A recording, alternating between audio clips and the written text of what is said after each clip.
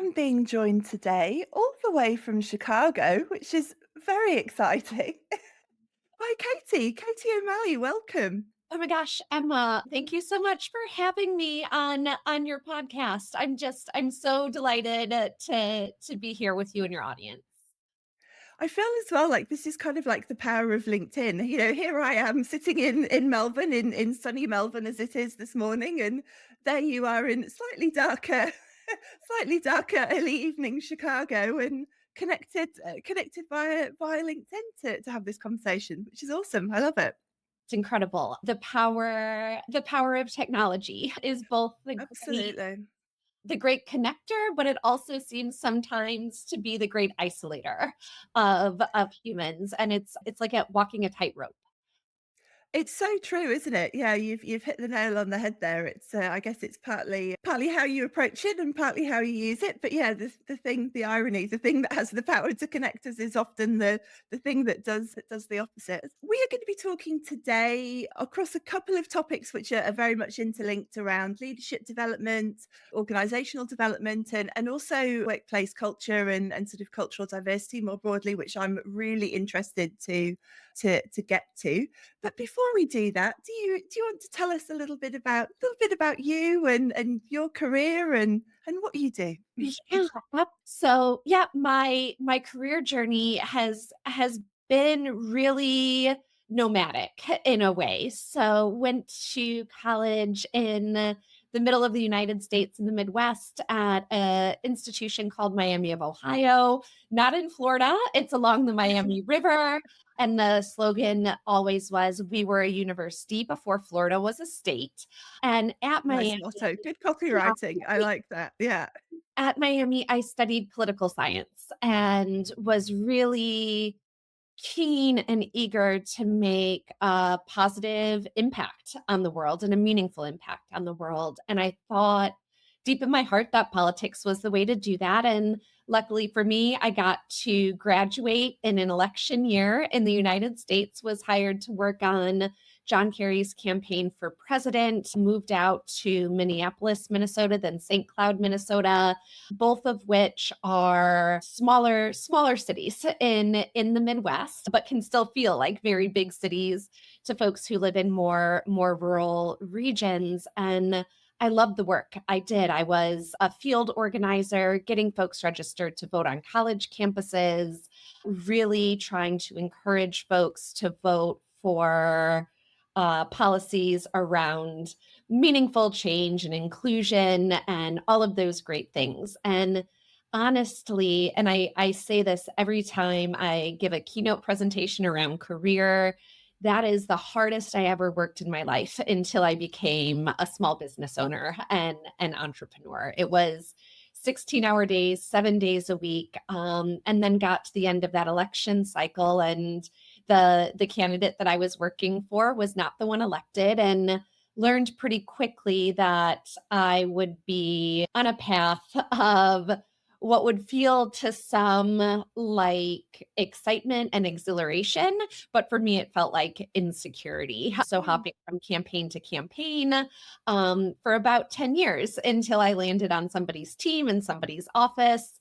And so I said, there has to be a different way for me to make meaningful change and have a meaningful impact on the world. And that also creates more stability for myself. And so moved out to New York City with another conviction.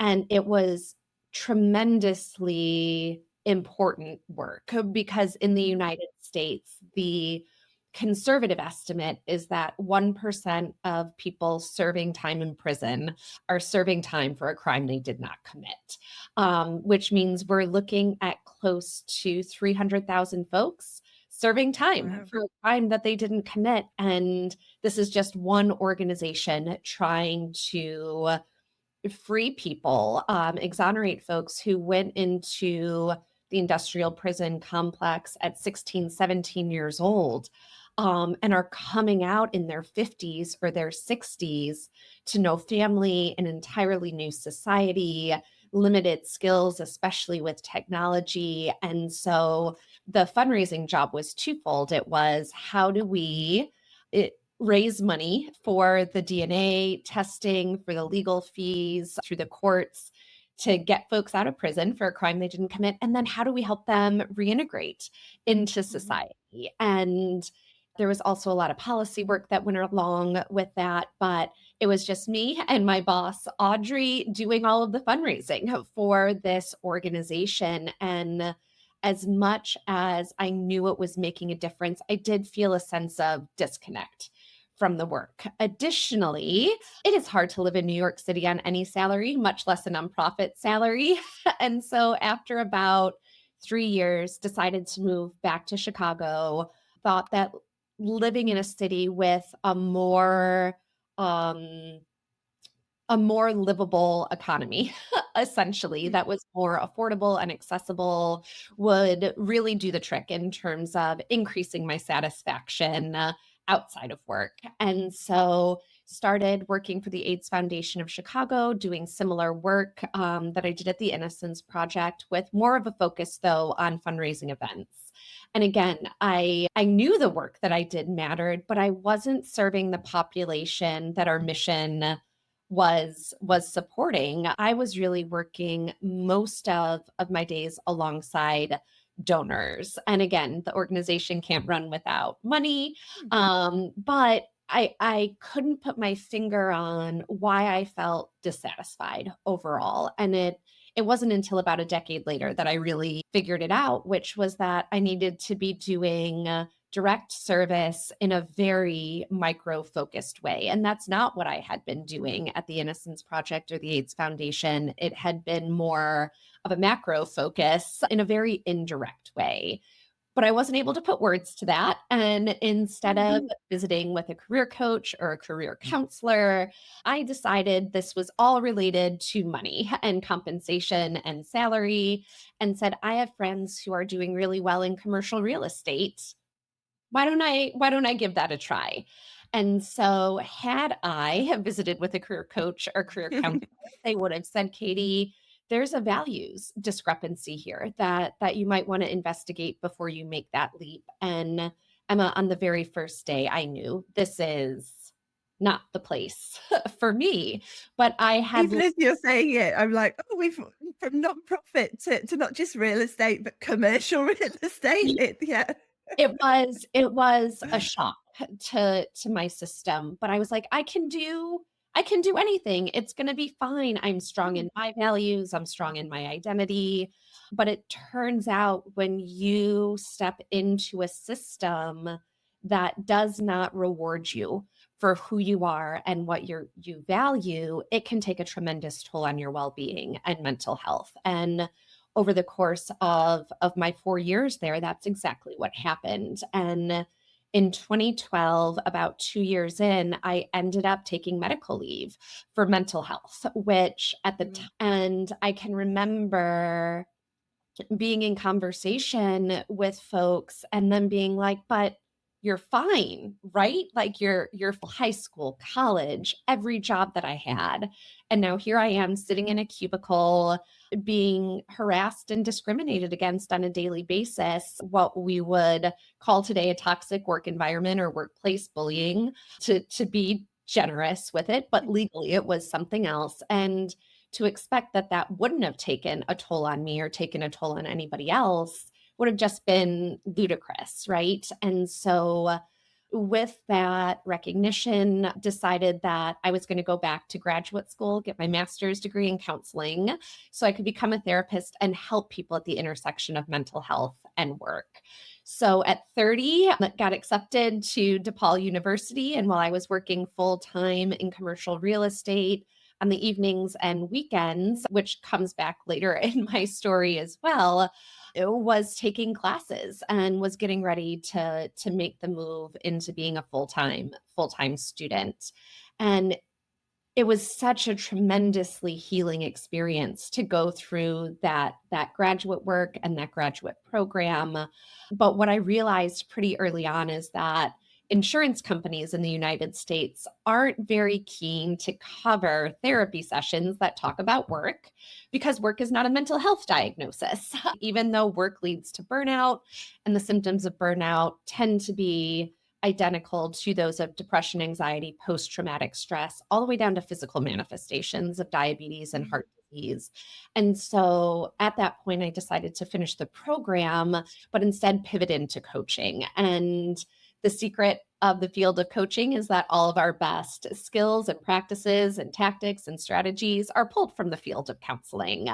And so finished up the degree and went to go work for the University of Texas at Austin in their Leadership and Ethics Institute. And it was there that I got and became credentialed as a career and leadership coach.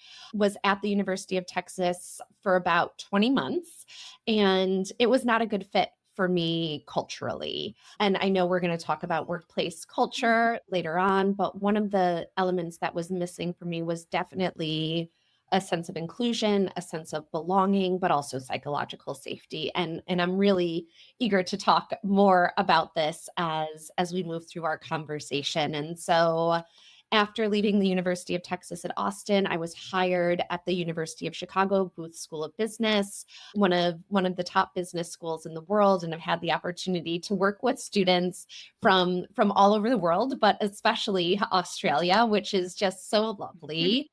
And I was there for 5 years and I loved the work. I got to do a mix of individual coaching with students in their career and leadership development, course instruction, workshop development, facilitating retreats, and I loved all of it, especially the students, but the drive of altruism that's deep within me was like, these services that are provided at this level of excellence are accessible to a very elite group of folks that can get into an institution like this and then can afford to attend. So in 2018, with the permission of my boss, got an LLC, put up a website, and thought, maybe if I build this, folks will see a value in these services, even if they aren't in higher education or pursuing advanced education.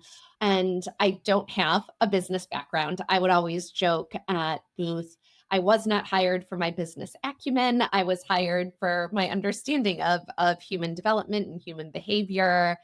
But it turns out I'm pretty good at business, Emma, because if you do what you say you're going to do for clients and surprise and delight them along the way, wouldn't you know that they're going to refer you to their friends and to their family and to other folks in their network? And that's how I grew Encourage Coaching from the website I built on Wix to the one social media Facebook page that I had. One client turned into three, turned into five, and it was just it was such a lovely, organic, steady growth experience. And people kept pushing me to scale. And I'm like, I'm happy. I have my full-time job. I'm working 9 to 5.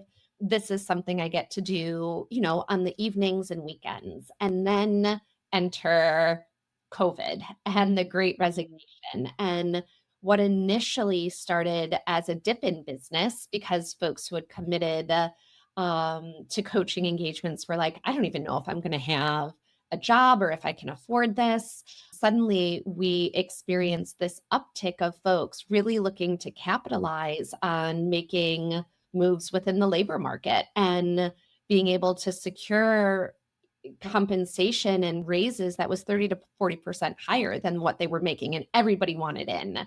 And at that point, my boss had put me up for promotion at the university, and it felt like a shoe in. I was told it would be a shoe in. I was going to be the director of the evening weekends leadership development program, and they ended up going in another direction. And that was really shocking and upsetting to me. And before they did that, I was told you can give up your coaching practice and continue to grow Oh. here, or you can keep your coaching practice and know that you've hit your ceiling. And I was just in such disbelief because my gosh, it felt like such a false choice. And I said as much. You're asking me to leave $60,000 a year on the table for something that makes me better for our students. 30% of our students come here wanting to be entrepreneurs, and you have a woman who's bootstrapped a business on the evenings and weekends that's been profitable since year one. Like, help me understand why I'm going to give that up for a $10,000 pay bump and more stress.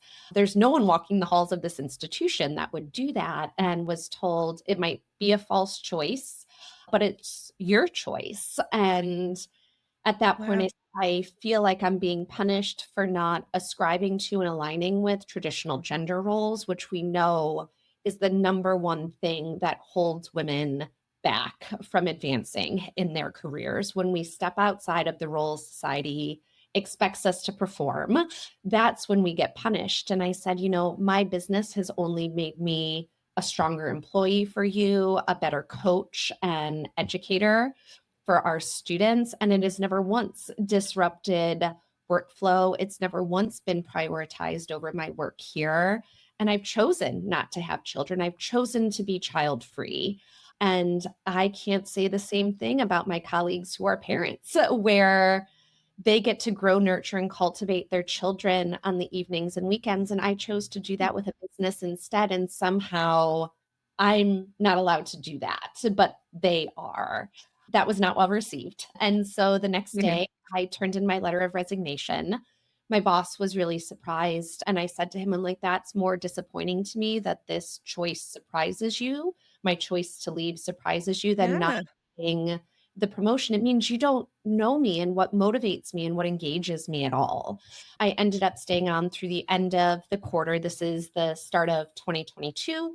And, I said to myself, I have a year's worth of savings in the bank where I can pay my mortgage and pay for my health insurance. If I'd never brought on another client, I can do that for a full year. Worst case scenario, I go back to working for someone else in 2023. And Emma, wouldn't you know what you can do with a business when you can focus on it 40 to 50 hours a week? And it's part of the reason I get to be here with you right now. From 2022 to 2023, doubled my university salary. 2023 to 2024, doubled that gross income for the business. And now I'm merging my company with another woman owned business run by Emily Drake of the Collective Academy. And we are on track to be $1 million partnership this year. And it's just such an incredible feeling to know I made a choice that I wasn't going to let somebody else, particularly a man, limit my potential. And I was going to bet on me. And it's the best bet I ever made. And that is my career in a nutshell. Awesome.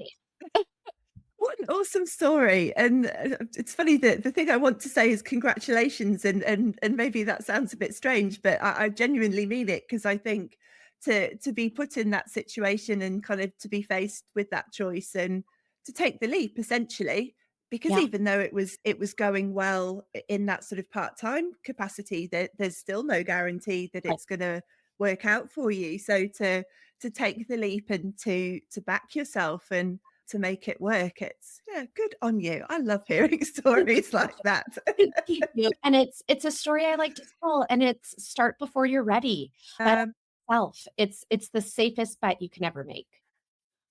Absolutely, yeah, and I mean, there's so many things within your story there, but one thing that really struck me actually as you were talking is that I feel like we've lived strangely parallel lives. Because so much of what you were saying resonated with me too, and that I think you used that term career nomad, and I certainly felt like that for many years, and for me, a lot of it came down to I was chasing a definition of success that wasn't mine. So I was always following a rule book of, oh, if I do this, this is what success looks like. Success looks like, a bigger title, managing more people. It looks like more money. It looks like all of these kind of external sort of things, which were the definition of success, I guess, that I'd been given. For me, it definitely came from my dad, but I was always chasing someone else's definition. And it wasn't actually until I achieved those things and then realized that they actually held no meaning for me. And I kind of looked around and went, is this it? Like I've, spent years working towards these things and I feel nothing Yeah. essentially. And that actually for me was the catalyst for quite a lot of change that kind of came after, and ultimately what I'm doing now, kind of similar to you. But yeah, I just think it's so interesting, and it's something that I talk a lot about, just in terms of not only how people define success, but I guess that there are no rules. Like, there is no set way that your career has to look, or the choices that you make. You can make any choice that you want to make, and you can design it any way you want to.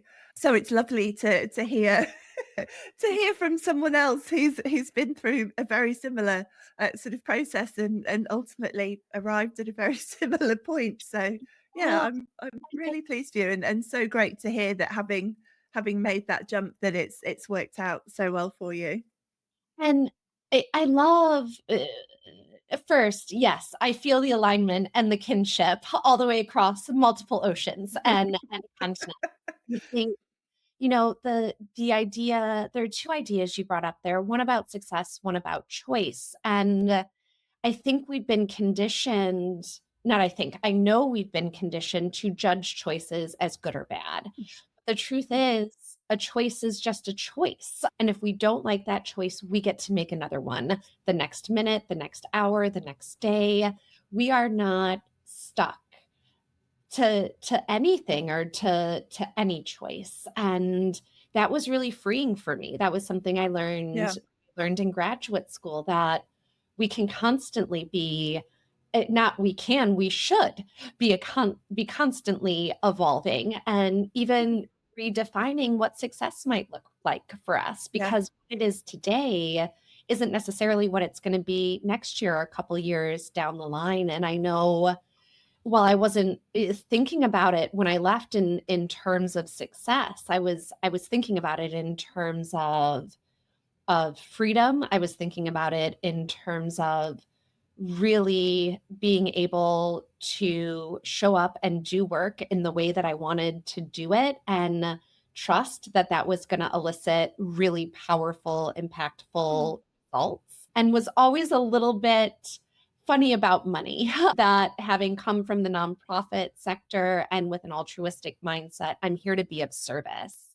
And yes, my business coach, one of the first things he said when I started working with him was, "You are undervaluing yourself in this market." And I'm like, "But I don't need money to feel successful." He's like, "Money's not a measure of success, it's a measure of the impact that you're having." And to have that reframe was incredibly helpful to me. And yeah, it's about the time of year. Really need to start thinking about what success is going to look like for me in 2025. yeah, absolutely. I absolutely love your point about choice, and 100% agree. I think as well, the only thing I would add to that is that not choosing something is still a choice, because I Oh, think you so many people in that situation, certainly that I not actually so much that I've worked with, but just people I know in my life, is when they feel nervous about making a choice, and choose not to make a choice, they think that that's the safer option. But by not choosing anything, you're still choosing. You're choosing to stay in wherever you are, that presumably you're not happy with, which is why you were looking at other things. But yeah, exactly. I think that idea of framing choices is yeah, a really interesting one, and something that I could talk just about that for I for the know. next half an hour, but I'm not going to. Okay, I'm going well, to reel it in. for that.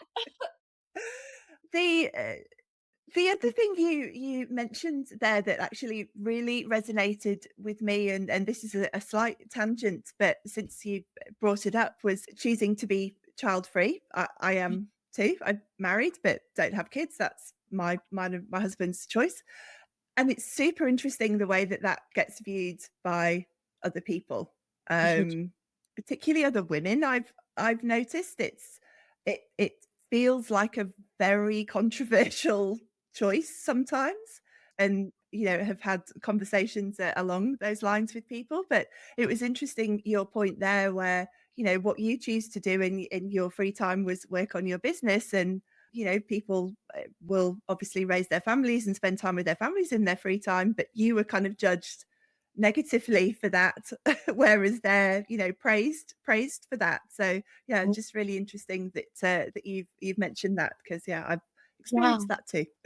Yeah, and I'm sorry that you've experienced that and that other women have experienced that throughout the world. Whenever I bring it up, that's one of the things when when folks listen to a podcast, a stranger will reach out and say that was the thing that resonated with them most. And thank you Mm, for sharing that. It made me feel less alone, and it's, the double bind of being a woman. If you go into interview for a job and you're of childbearing age and recently yeah, married, engaged, the question becomes, "Oh my gosh, well, when is she gonna get pregnant and leave her post?"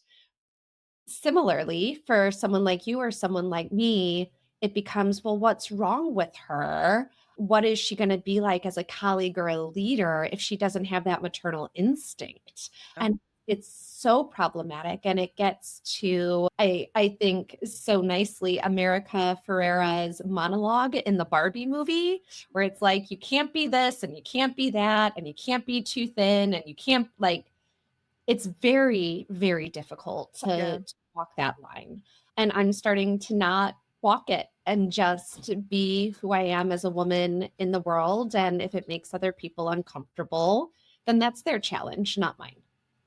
Yeah, I'm in exactly that place, and probably reached that point a few years ago where I stopped. I actually stopped, yeah, caring how the other person would respond to it, because it's interesting when it's very rarely me that brings it up. It's often the other person makes an assumption and I say actually no, and then they don't know what to say, and then they get super awkward and I'm like, well, I didn't cause the awkwardness, you did. Like, It's the one who's uncomfortable with my life yeah, is. I can't yeah. I can't fix that for you. No, exactly. No, it's an interesting one. Let's talk about culture and Yeah, organizational development, workplace culture, and probably sort of move into sort of cultural diversity as well. Because yeah, like you, I find the topic super interesting. So tell me how you've sort of found that transition, and what you've kind of learned thus far from both your own personal experiences. You mentioned a couple of times in your sort of career story having yeah. been on the receiving end of some, let's call them not great cultures, and and how that now informs what you do. Yeah, it with the experiences that I've had in the workplace, and it's so interesting, Emma, even in the nonprofit sector, it was things were off, and it was kind Mm, of this mentality. There's a book that describes it. It's called The Revolution Will Not Be Funded, and it's all about the nonprofit industrial complex and how it evolved to exist to fill a gap that government was not filling, and that we're supposed to feel as folks who are working for these organizations as though we're lucky to be there yeah, and to be doing this work at a very high level for pennies on the dollar for what we could be earning at a Fortune 500, right? But yeah, somehow we're supposed to be grateful just to have a job and be part of the organization or the movement, and it leads to such high levels of burnout, which is why it's a big reason nonprofit organizations struggle to keep people, in higher education struggles to keep people because of that burnout factor mm, that gets additionally not just to our emotional and physical well-being but financial well-being. It's simply not sustainable anymore. And I moved from nonprofit into commercial real estate. And then I was like, you know what? I'll be working in higher education with college students in their career and leadership development. And it's going to be different. And it was the same. It was the mm, same. It was the same ending with different chapters along the way. And the ending being, this is a toxic environment for me. And it was almost more harmful because you go in expecting these folks know better, so they're going to do better. And they didn't. yeah, It almost created more harm. And one of the things for me is really starting to research and becoming deeply interested in a concept called workplace induced trauma. So the things that happen to us in the workplace again and again on a daily basis, having and creating a trauma wound in the long run that needs healing. And so part of that healing and going through the process of post traumatic growth is being able to take what has happened to you and make sure that it doesn't happen to somebody else. Mm. And it's a big part of my one-on-one work with clients, but also my work with teams and organizations. And so the two big things that I see, first, our leaders are people leaders, not talking about the Mhm. C-suite. The people in between the folks who are entry level in the C-suite, those people leaders who are moving teams along toward a shared mission or shared goals are so essential to the health and the culture of a company or an organization. And what we know from the research is that a person's direct manager has more of an impact on their mental health and well-being than their therapist or their spouse. Yeah. I mean, think about that for a second. Yeah, And it's huge. if we pair that with the fact that a lot of folks are promoted to a position of people leadership or management around the age of 30, most folks on average aren't given any formal leadership education or training until they're 42 years old, Yeah. which means for 12 years, I truly believe a lot of, I'm going to air quotes, bad leaders, they just weren't set up for success. It's not Yeah. necessarily their fault. And they're being squeezed from the top and squeezed from the bottom and not having the resources or the tools to be able to effectively manage their folks and end up causing harm, which is why we hear Yeah. people say people don't leave bad jobs, they leave bad leaders. And so knowing that a lot of the work that I do with teams or with organizations is really focusing in on that middle level manager who's really struggling to balance all of the responsibilities that they have to Mm. the folks that report to them, the folks they report to, and giving them the tools and the resources to do that, starting with self-awareness. And it's so interesting that folks don't recognize the impact that they have on people or how Yeah. people experience them, and that the gap between how they think they're showing up and how people are experiencing them, when that is big, when that is wide, that's when a lot of harm is being done to folks. And so when I speak at conferences around, or audiences just more generally, about well-being in the workplace and the importance of leadership development to that outcome, I always say, I am not here to train your leaders how to be therapists to their team members and to their employees. That would be unethical and irresponsible. I'm here to help train your leaders on how not to cause harm to their Mm. employees, send them running to therapy when they clock out and close their laptop at hopefully 5 p.m., but maybe it's 10 p.m. at night for some folks. Yeah. And that's a practice that is a big part of being a therapist or a counselor, is the practice of non-maleficence. We don't have to be solving our clients' problems. You don't have to be solving the challenges and the woes that your team members are experiencing outside of work, but it is your responsibility to not exacerbate those. And what are the ways that we can do that? We have to start with you understanding how you are showing up and being experienced on a day-to-day basis. I Mhm. feel like I just ran a whole monologue there. I'm gonna pause. No, not at all. It was interesting as I was as you sort of started saying that, the thing that I was thinking was that I think the vast majority of people are good, decent people who want to do good work, who don't want to, as you say, cause harm to other people. But how do we then end up in a situation where a good percentage of those people are doing that? You know, as you said, what's the disconnect? And I've seen it so many times, even just in my own career and life, you know, people getting, and it's happened to me, been promoted into leadership positions with, you know, high levels of responsibility and in some cases pretty big teams with no training, no, you know, no I was going to use the word checking. That's not the word I want, but no one kind of saying, do you actually know how to do this? Like, how are you going to approach this? Talk me through what that's going to look like. And essentially just left to get on with it. And as you say, I think it's that gap there of people just, yeah, being left to get on with it, where the the harm can come.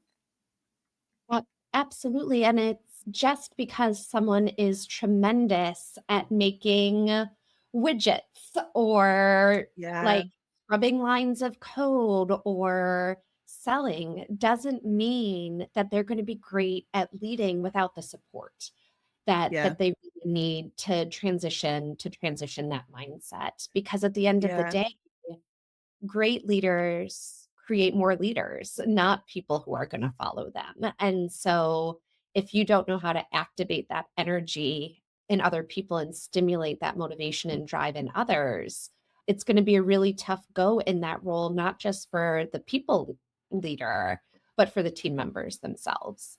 Yeah, absolutely. Oh, I think you see it so often that people get promoted for the thing, whatever the thing there is central to that. You get promoted for being, as you said, a good developer or a good marketer, or you don't get promoted because you're a great people leader. Because presumably at that, or I shouldn't say you don't, often don't, because at that stage people might not know whether you are or not.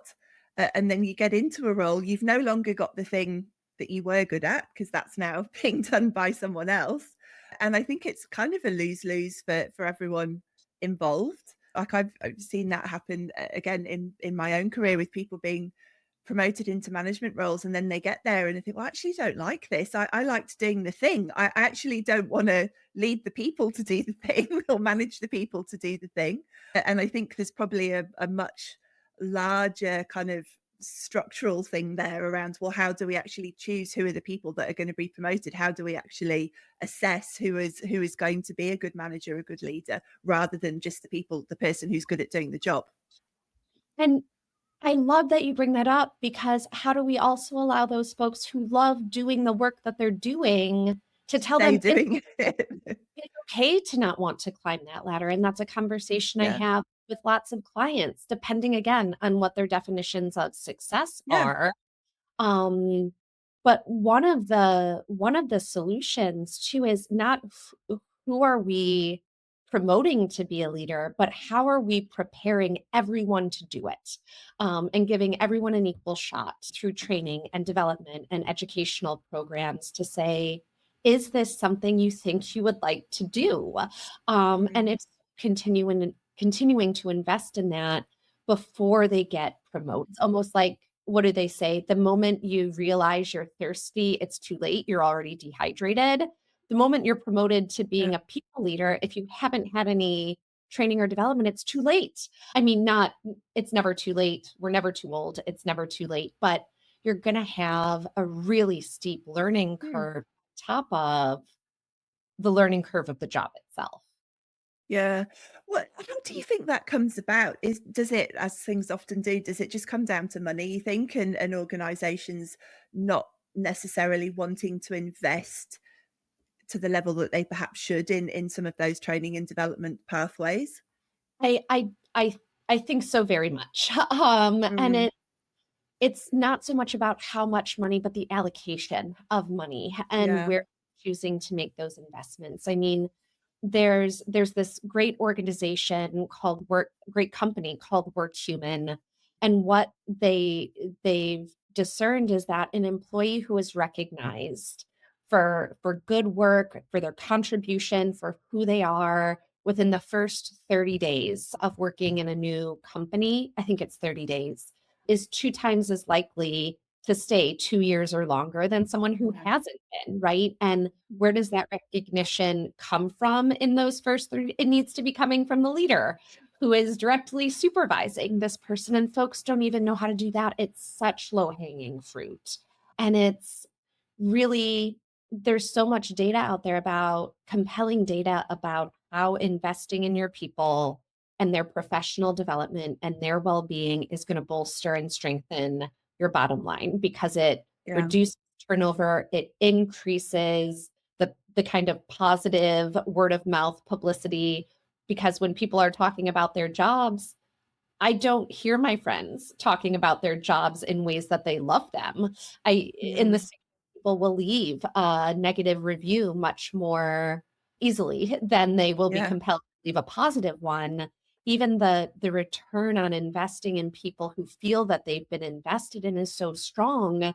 You want to build out your pipeline, get your employees being your biggest advocates. And I think it's yeah, such a missed opportunity, and instead of making those investments, what we see are companies on a regular basis, it's just become so ingrained in the system, at least in the States. I don't know if this is happening in Australia or elsewhere. Just mass layoffs are an expectation these days, yeah, because investments have been made in the wrong place and projections have been made with hubris. And then I have those folks coming to me, what did I do wrong? Why was it yeah, me? And at the end of the day, it was just irresponsible planning on behalf of the yeah. company.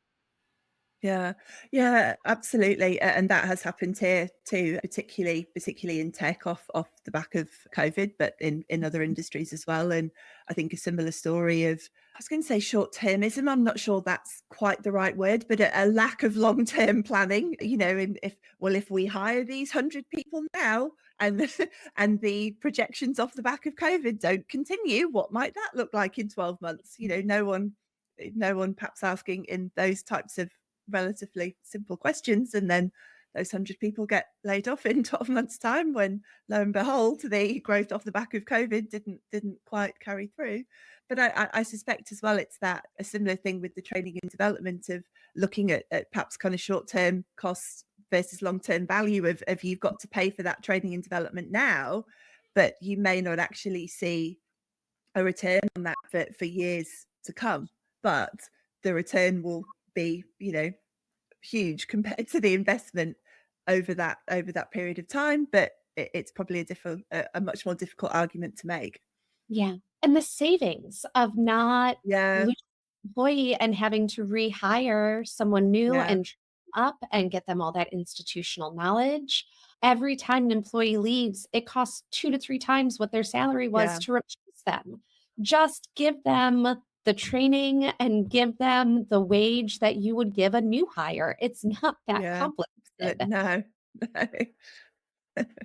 What does good I'm gonna use the air quotes as well, and Well, I've what does good culture look like to you, or what does great culture look like to you? If you could kind of, paint the perfect picture for an organization, what are the things that are important and ultimately kind of move the needle as well? yeah, for me, at the foundation, there has to be psychological safety across an organization for a culture to be strong, for a culture to be good.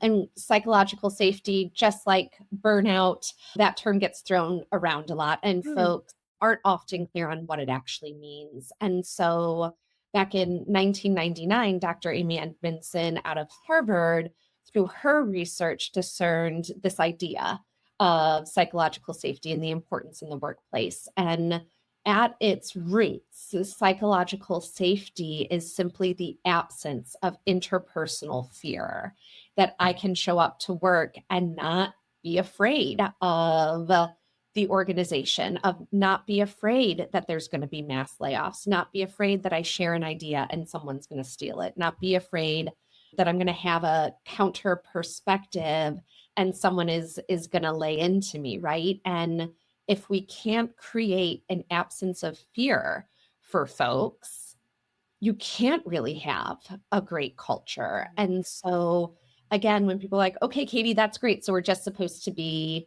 nice to everybody." And I'm like, "No, I'm not talking about being nice." But going back to the earlier part of our conversation, I'm talking about not causing harm to the people and the employees on your team or in your organization. And this can even be peer to peer, colleague to colleague. How are we training folks to not cause harm to each other?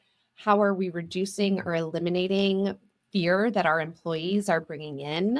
With or that might be experiencing as they walk through the doors or they open their laptop every day, or God forbid have their not allowed to turn their Slack off and it's pinging from 10 p.m. until 6 a.m. in the morning.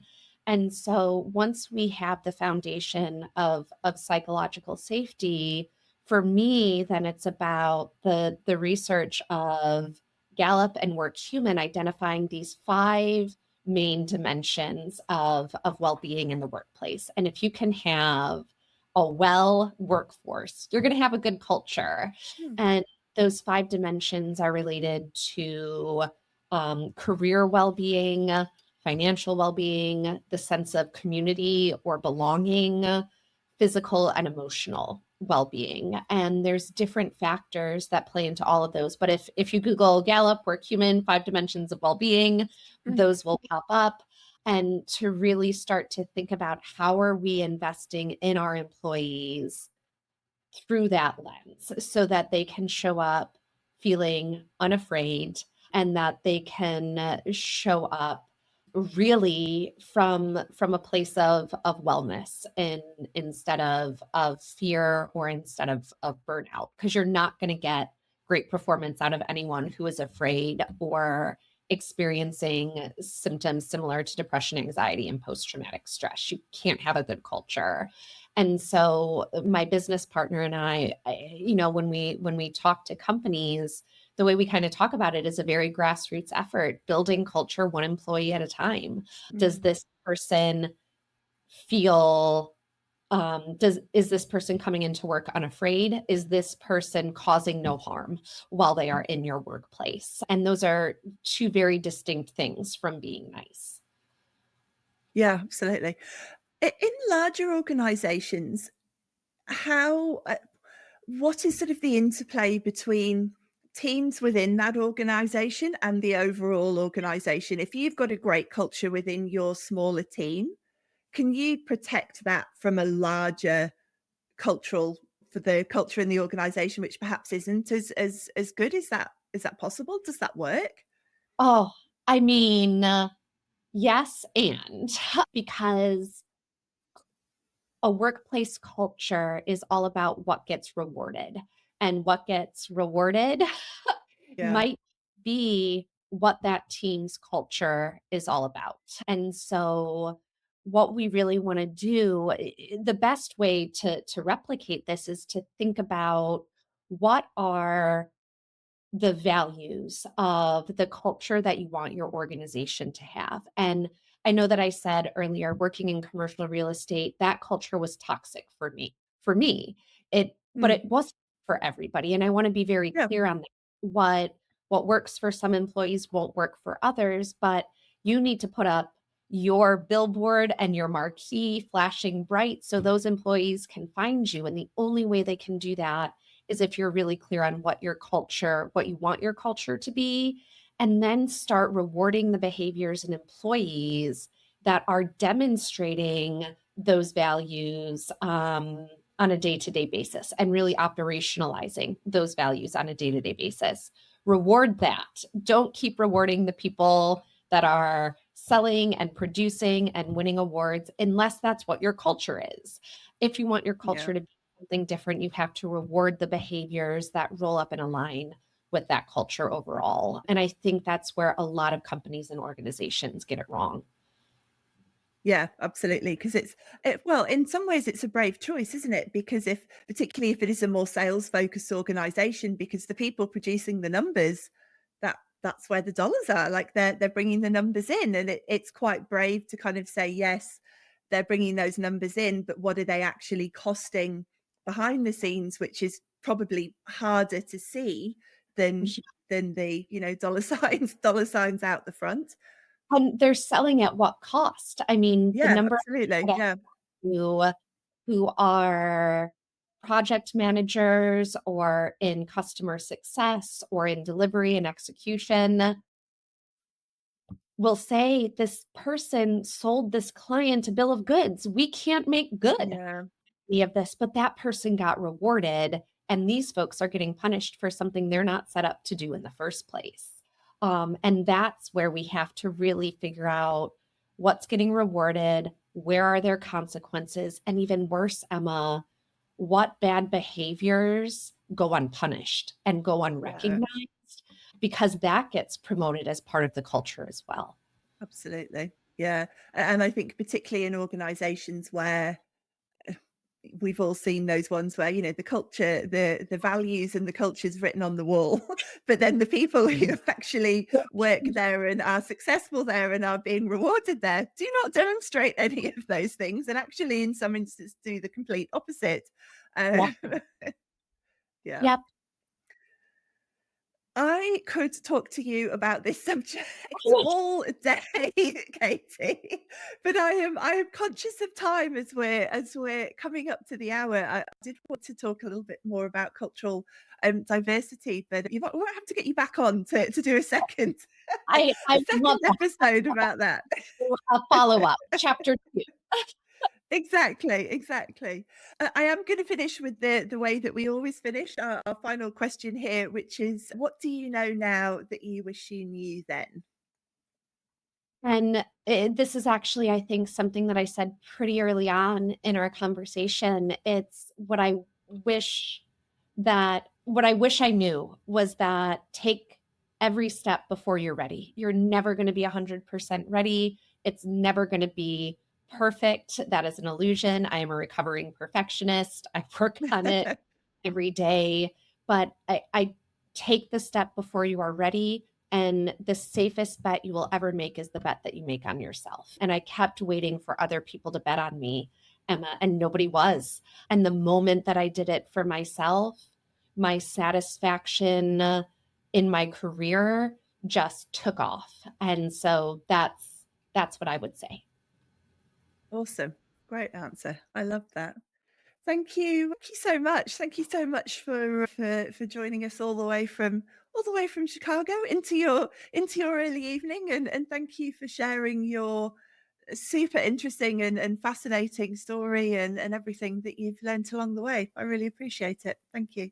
And thanks so much for taking a chance on someone across the ocean and connecting. And I would be delighted to come back on and talk global workplace culture anytime with you, Emma. Awesome. We'll do it. Thank you.